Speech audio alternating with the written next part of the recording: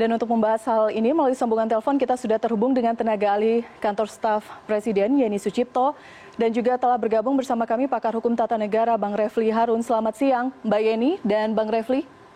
Selamat siang, Mbak. Selamat siang. Saya ke Mbak Yeni terlebih dahulu. Mbak Yeni, apa kemudian yang menjadi pertimbangan pemerintah kembali menaikkan iuran BPJS di tengah kondisi ekonomi masyarakat yang sangat sulit saat ini dan pemerintah dituding tidak peka atas kondisi tersebut?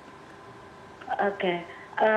Sebenarnya begini, yang perlu dipahami adalah tidak kemudian pada satu aspek. Jadi paling tidak ini secara utuh memahami mengenai persoalan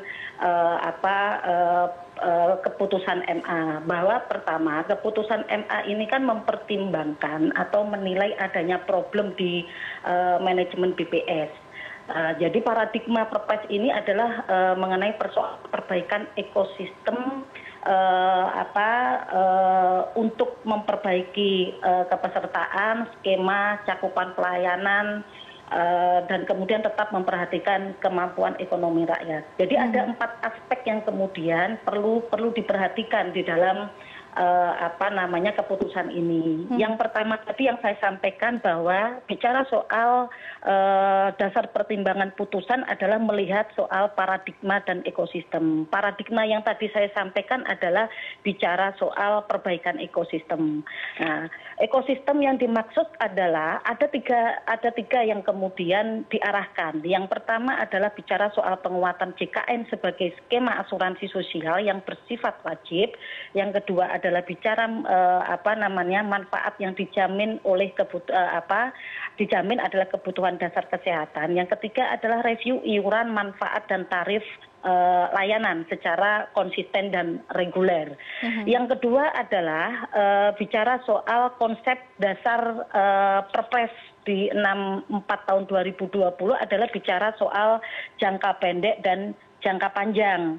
Nah, kalau kita bicara soal jangka pendek adalah bicara soal tujuannya satu memperbaiki struktur iuran dan yang kedua adalah meningkatkan kepatuhan pembayaran iuran. Kemudian untuk jangka menengah di sini adalah bicara soal menyiapkan serangkaian kebijakan secara menyeluruh. Pertama bicara soal rasionalisasi manfaat program sesuai kebutuhan dasar kesehatan. Yang kedua adalah penerapan satu kelas perawatan yang berstandarisasi di semua vaskes. Yang ketiga adalah penyederhanaan tarif layanan. Yang ketiga adalah cost sharing. Selanjutnya adalah optimalisasi coordination of benefit. Yang terakhir adalah penerapan skema pendanaan global budget. Nah, aspek yang ketiga adalah bicara soal kebijakan tarif. Nah, ini menjadi sebuah perdebatan. Ada yang bilang bahwa ini adalah naik terutama di masa pandemi. Tapi yang perlu dipahami secara utuh dan perlu dimengerti bahwa di sini sebenarnya tidak ada kenaikan, ya kan? Yang pertama untuk PBI, yaitu peserta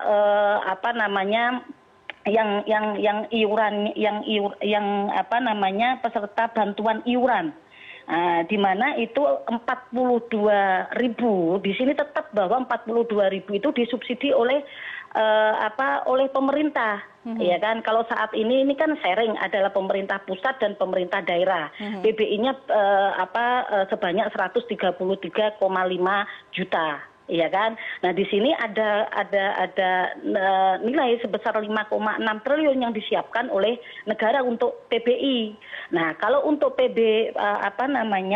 peserta bukan penerima upah dan bukan pekerja yang sekarang menjadi debatable, ya kan. Ya. Nah ini adalah skemanya kenaikan, ya kan.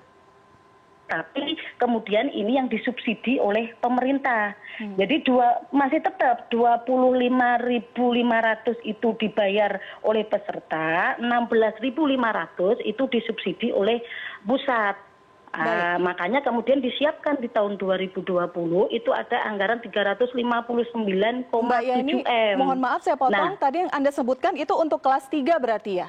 Iya, untuk kelas 3 itu ada sekitar 21,8. Jumlah PBPU itu kan 30,4 juta itu adalah mandiri, BP-nya adalah 5 juta untuk pekerja. Ya kan? Bagaimana dengan kelas 1 dan kelas 2 yang sudah menjadi peserta di kelas 1 dan kelas 2? Kita tahu saat ini kondisi ekonomi sulit. Jika sebelumnya memang mereka bisa membayar dengan range harga yang telah ditetapkan sebelumnya, tapi dengan kondisi saat ini, kemampuan bayar itu sudah menghilang, sama sekali tidak ada. Bagaimana dengan mereka? Nah, ini kan ada relaksasi, Mbak. Ya kan, ada relaksasi. Seperti kemudian ada penundaan pembayaran maupun tunggakan, kan gitu. Nah, ini yang kemudian nantinya di tahun 2021 itu dipikirkan kebijakan untuk sharing pusat dan daerah. PBPU ataupun BB itu nanti kan ini menjadi menjadi bagian kewenangan dari pemerintah daerah untuk mendaftarkan ke pusat, ya kan? Untuk mendaftarkan ke pusat, di mana kemudian tetap bahwa kalaupun nilainya 42.000 itu pasti akan disubsidi. Lah kalau saat ini adalah disubsidi oleh pemerintah pusat yang 16.000 itu. Jadi tidak ada kenaikan, Mbak. Baik, sebelum kita berbicara mengenai relaksasi, saya harus ke Bang Refli dulu, Mbak Yeni. Kita akan berbicara mengenai sisi hukum saja, Bang Refli. Tadi tim kami sempat berbincang kepada sejumlah warga yang mengatakan cukup bingung ketika sebelumnya aturannya sudah dibatalkan oleh Mahkamah Agung dan kembali saat ini ada aturan serupa, iuran kembali naik. Dari sisi hukum bagaimana ini, Bang? Iya, saya bicara tentang formal dan material ya. Kelemahan dari judicial review kepada Mahkamah Agung itu tidak seperti judicial review ke Mahkamah Konstitusi. Kalau MK membatalkan undang-undang, maka membuat undang-undang baru itu kan relatif susah karena harus melibatkan DPR dan kemudian juga partisipasi masyarakat. Beda dengan Perpres. Perpres itu mudah sekali, tinggal dicabut Perpres yang lama, dikeluarkan Perpres yang baru, tapi substansinya kurang lebih sama, yaitu kenaikan. Walaupun angkanya beda tipis ya, tadinya 160.000 menjadi 150.000. Tadinya 110.000 menjadi 100.000 misalnya. Tapi esensinya sama, kenaikan. Nah, persoalannya adalah landasan Mahkamah Agung membatalkan Perpres itu apa? Kan tentu ada dasarnya. Harusnya itu yang diadres. Kan kita lihat begini. Kita lihat kan ada masalah yang akut di BPJS ini. Ya, mungkin saya tidak tahu mismanagement mungkin. Kemudian besarnya biaya operasional, besarnya gaji para direksi dan dewan pengawas ya. Direksi itu kalau tidak salah 300 jutaan itu ya per orang itu. Menurut saya sangat besar sekali untuk sebuah badan ya. Ini bukan murni seperti BUMN yang memang betul-betul profit oriented. Kalau ini kan sebenarnya bagian dari pelayanan sosial. Kalau kita merujuk lagi pada konstitusi, malah sebenarnya harusnya gratis itu. Pemerintah harus menyediakan jaminan sosial karena jaminan sosial itu termasuk hak asasi manusia dan itu juga sudah tercantum di dalam ICCPR yang kita ratifikasi tahun 2006 ya. Tetapi ya memang yang terjadi adalah ya frankly speaking pemerintah pasti tidak mampu kan menggratiskan itu semua. Makanya kemudian diminta partisipasi. Tetapi yang menjadi masalah kemudian ada moral hazardnya. Jadi masalah utamanya belum diadres ya. Ya. Kita harus frankly speaking apakah memang BPJS secara manajemen sudah benar, sudah baik ya. Lalu bagaimana kemudian kinerja direksi dan lain sebagainya. Tapi tiba-tiba bebannya dikembalikan lagi kepada peserta yaitu berupa kenaikan yang walaupun tidak 100% tapi angkanya mendekati 100%. Terutama untuk golongan 1 dan golongan 2 ya. Sementara di sisi lain kita tahu bahwa daya beli masyarakat itu sangat rendah bahkan turun sekali.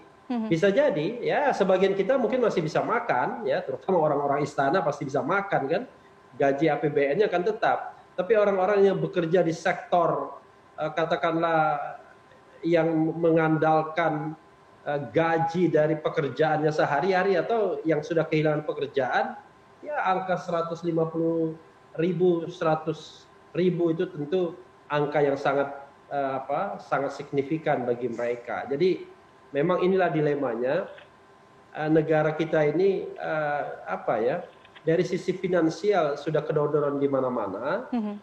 Jadi tidak mampu mengambil sebuah kebijakan-kebijakan untuk ya sedikit melindungi rakyatnya, termasuk juga dalam COVID-19 ya. Kita lihat memang negara tidak 100% itu fully untuk mengatasi ini dengan melakukan kebijakan-kebijakan yang sedikit radikal. Yang terjadi adalah selalu kebijakan ngambang karena tadi ketidakmampuan finansial negara untuk mengcover itu semua, termasuk dalam hal BPJS ini. Yang patut kita sesali sesungguhnya. Baik, saya ke Mbak Yeni lagi. Mbak Yeni, ada sedikit tanggapan dari Bang Refli. Bagaimana jika kemudian beban ini tidak terlebih dahulu dilemparkan lagi kepada peserta, kepada masyarakat, tetapi di internal dulu di BPJS dikelola sehingga menanti waktu yang tepat, baru ada peraturan yang baru tentang kenaikan iuran ini dikeluarkan. Tanggapan Anda? Nah, begini, kalau tadi paradigma soal Perpres ini kan sudah saya sampaikan bahwa ada beberapa hal yang mungkin kemudian perlu perbaikan, ya kan? Bicara soal layanan, bicara layanan layanan kesehatan, bicara soal fiscal space, kemudian bicara soal keadilan sosial, dan berikutnya adalah bicara soal tata kelola. Dan tata kelola ini menjadi bagian dari aspek yang kemudian perlu diacu oleh teman-teman di BPJS, begitu. Ya kan, karena ini kan sebenarnya kan kalau kita bicara ini kan membangun ekosistem JKN yang sehat dan berkesinambungan, kan begitu. Yang tadi saya sampaikan bahwa untuk saat ini kalau kemudian di publik banyak mengira bahwa mengasumsikan bahwa ini naik, tetapi yang tadi saya sampaikan bahwa itu tidak naik. Ya kan, karena disubsidi. Sedangkan kemudian untuk kelas 1, kelas 2, ya kan, itu nanti bisa kemudian pindah untuk di kelas 3 kalau kemudian akhirnya dia merasa bahwa dia di kelas 3. Karena itu nanti pasti akan diusulkan oleh pemerintah daerah. Itu yang pertama. Yang kedua umpamanya, yang tadi saya yang agak terjeda mengenai persoalan di COVID, ya kan? Kenapa sih kemudian hal ini kebijakan ini atau diputuskan pada masa COVID gitu kan? Ini implikasi secara operasionalisasinya bahwa yang tadi saya sampaikan bahwa peserta yang tidak membayar iuran dikenakan penghentian sementara penjaminan, ya kan, supaya aktif kembali peserta harus melunasi iuran tertunggak untuk paling banyak 24 bulan. Namun sebagai dukungan di masa COVID, ini di masa COVID, ya kan, untuk 2020 penghentian sementara berakhir dengan pelunasan iuran paling banyak 6 bulan dan kelonggaran pelunasan sampai dengan tahun 2021 agar status kepesertaannya tetap aktif. Nah, yang terakhir untuk kemudian relaksasi dan restrukturisasi di masa COVID adalah pembayaran denda atas pelayanan sebesar 5% dari perkiraan paket INA CBC. Namun untuk dukungan di masa COVID-19 untuk tahun 2020 hanya dikenakan denda 2,5%. Begitu. Nah, pada artinya sebenarnya pada intinya kalau kita bicara soal keadilan sosial di dalam perspektif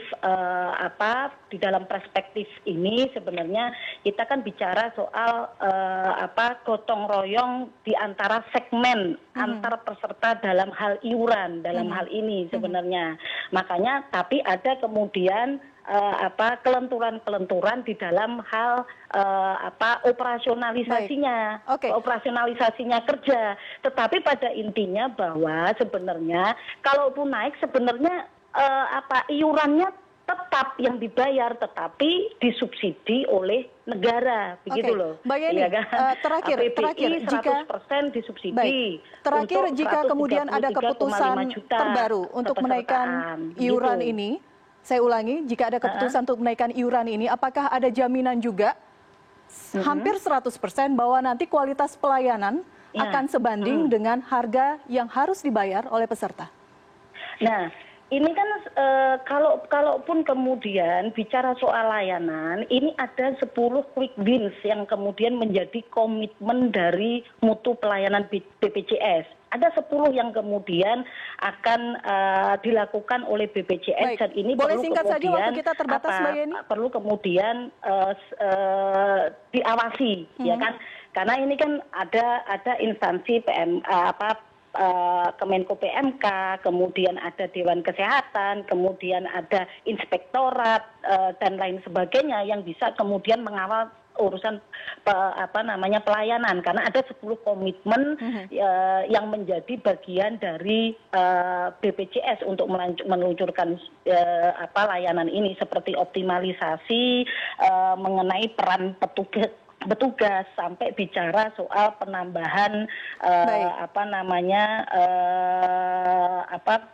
bukan penambahan tapi penyederhanaan proses administrasi. Jadi ada 10 komitmen yang akan mereform soal pelayanan kesehatan sisi operasionalisasi kerja. Baik, saya ke Bang Refli terakhir. Bang Refli, ketika masih ada terus celah untuk pengajuan uji materi, informasi terakhir ada kelompok masyarakat yang akan segera melakukan uji materi terkait peraturan presiden ini. Bagaimana kemudian bentuk wajah hukum kita? Setiap ada peraturan terbaru, ada masyarakat yang kemudian mengajukan uji materi maksud saya, dan ini akan terus berlangsung. Iya, intinya adalah dalam proses pembentukan hukum itu kan harus memperhatikan aspirasi yang berkembang di masyarakat dan substansi untuk taat pada peraturan perundang-undangan atau putusan-putusan pengadilan yang sudah ada. Nah, ini kan sebenarnya kan tidak taat, sudah dibatalkan. Kan pembatalan itu tidak hanya terkait soal kenaikan, tapi lebih juga kepada tata kelola BPJS dan lain sebagainya. Saya mencatat misalnya di RKA untuk 2019 ya, itu yang namanya direksi dan komisaris itu, direksi dan dewan pengawas ya, itu masing-masing penghasilannya itu 300 jutaan, 200 jutaan gitu. Jadi luar biasa, padahal kan ini BPJS ini bukan bukan persero yang pure atau paling tidak mencari keuntungan. Lalu kemudian kerugian-kerugian yang dicatat 2018 defisit 12,2 triliun, 2019 defisit diperkirakan 28 triliun dan lain sebagainya. Nah, tetapi kita harus pakai perspektifnya begini. Kalau saya mengatakan BPJS itu jangan dihitung untung dan rugi, tapi yang dihitung adalah tata kelola yang baik. Karena memang negara kan tidak boleh cari untung dari iuran jaminan kesehatan ini, karena itu tugas atau tanggung jawab atau kewajiban negara. Tapi yang paling penting adalah dana yang terkumpul itu tidak digunakan untuk berfoya-foya atau tata kelolanya jadi nggak benar. Termasuk juga membayar gaji yang sangat tinggi bagi pegawai-pegawai BPJS, bagi direksi, dewan pengawas dan lain sebagainya. Rugi tidak apa-apa, dan pemerintah tidak hanya mensubsidi, tetapi bahkan bila perlu mengcover 100% kalau suatu saat kita punya kemampuan, karena itu adalah hak konstitusional untuk mendapatkan jaminan sosial begitu. Baik. Bang Refli, terima kasih sudah berbagi perspektif bersama kami. Mbak Yeni, terima kasih sudah mengkonfirmasi bagaimana aturan baru yang sudah diputuskan oleh pemerintah. Harapan kita bahwa memang saat ini masyarakat tidak lagi mendapatkan beban pada saat kondisi pandemi COVID-19. Terima kasih Mbak Yeni dan Mas Refli sudah berbincang bersama kami di CNN Indonesia News Hour.